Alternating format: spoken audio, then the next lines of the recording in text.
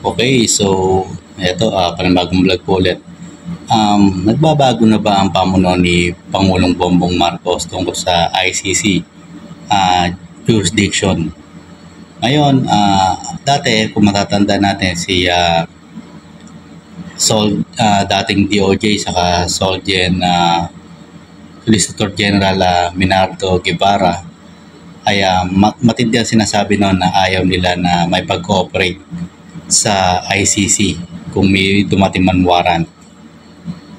At matatanda natin, matigas na matigas si dating um, DOJ, DOJ Secretary Boying Rimulya na hindi sila mapag-cooperate sa aking panahon pa ni dating Pangulong Duterte na lagi lang binibigas na pwede lang ipa-aresto yung mga taga-ICC. Ngayon, paulit-ulit pa rin sinasabi naman ng pamuno na ni Bongbong Marcos na hindi sila may pagtulungan.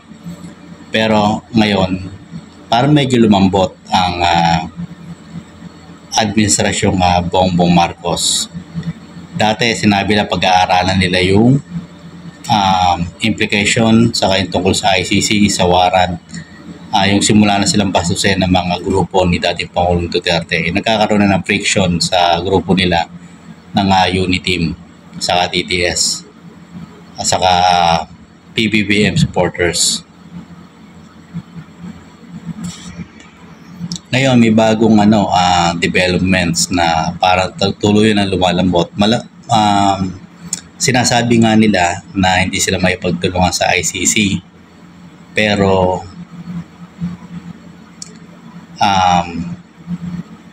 sabi nila ngayon, nahayaan nila yung ICC mag-conduct ng investigation pero walang mapapala ang ICC na may pagtulungan siya sa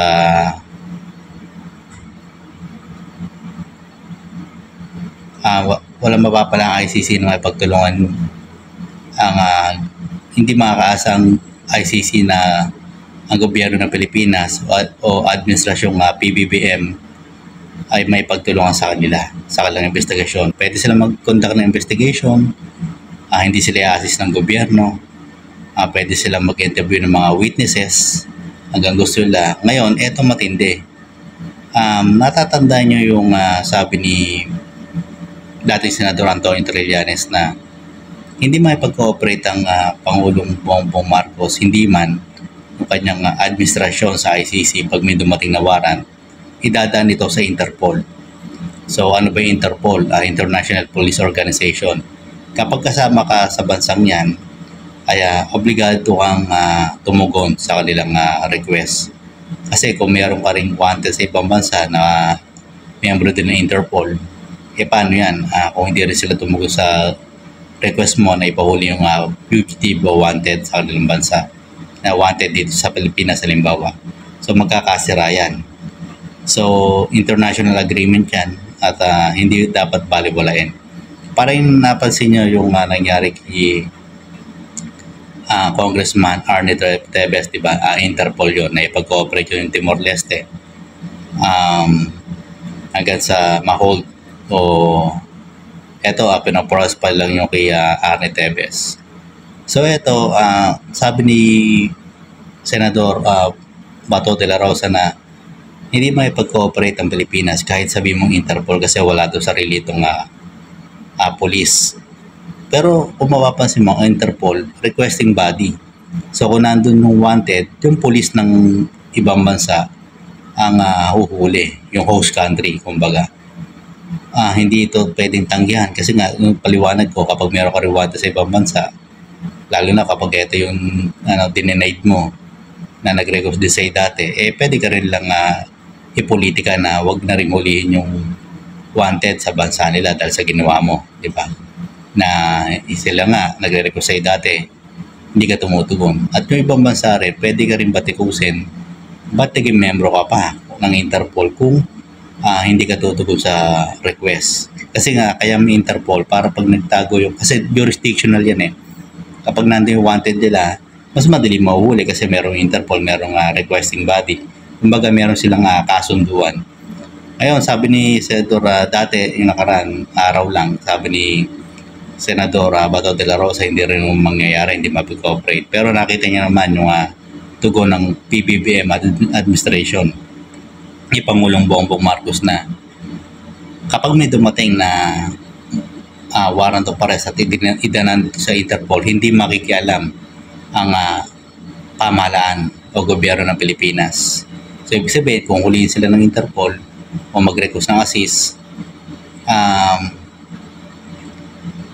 paano tatanggihin to ng Pangulong Bongbong Marcos, di ba?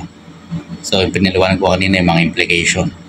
So, dito, lalong pwedeng matakot o mag-hysterical yung grupo ni dating Pangulong Rodrigo Duterte. So, pwedeng sabi lang yan ng dating sabi lang nila na hindi sila takot, pero ito na yung nangyayari. Ba't sila ay harapin?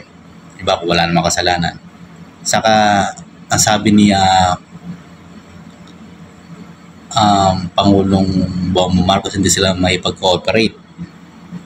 Diba? Na hindi sila maipag-cooperate.